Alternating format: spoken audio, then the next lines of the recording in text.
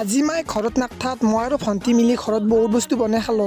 আজি আমাৰ মায়ে যাব বা তাক খানা খুৱাব ডিমুত, সেইকাৰণে একদম টোপলা কানি বান্ধি লৈছি। ইবিকে মায়েক বাই বাই দিবা কাৰণে আমাৰ আহি গেল চুম্পু, মায়েক বাই বাই দি মই গেলো পথাৰত আমাৰ গৰুটোক লাদ দিবে। আৰু আহি কিনে দেখিলো ঘৰত আছে কাম পৰি, মানে মায়ে সোনকালে উঠছিল, উঠি কিনে গা পা ধুই ডাইৰেক্ট গেছিল ডিমুত। সেইকাৰণে মই কৰিব লাগিব কামখিনি, বাৰু আকৌ নহয় কৰিবতো লাগবই যিহেতু। আৰু আৰম্ভ কৰি দিলো কাম কৰাত। প্ৰথমতে মা আৰু ভণ্টিৰ বিছনাখন পাৰি দেউতা আৰু মোৰ বিছনাখনো পাৰলো। তাৰে পিছত মই গেলো পাকঘৰত চাব গাইছ, কাৰণ যিহেতু মুনু আছে, তাক কিবা কি ৰান্ধছি গম নাপাওঁ, সেইকাৰণে আহিছিলো। আহি দেখা পালো বহুত ভাল বস্তু ৰান্ধছি, মানে দালি আৰু আলু ভাজি থৈ দিছি। এইখিনি বস্তু দিতো পেট নভৰে, মই সেইকাৰণে অলপ বুদ্ধি লৈ গলো। সিদিনাই পকৰি বনোৱা ভিডিঅ'টো আপোনালোকে চাইছি, গম পাইছে পকৰি ইমান ভাল নহ'ল, সেইকাৰণে আজি ভাবিলো মই একবাৰ ট্ৰাই কৰো।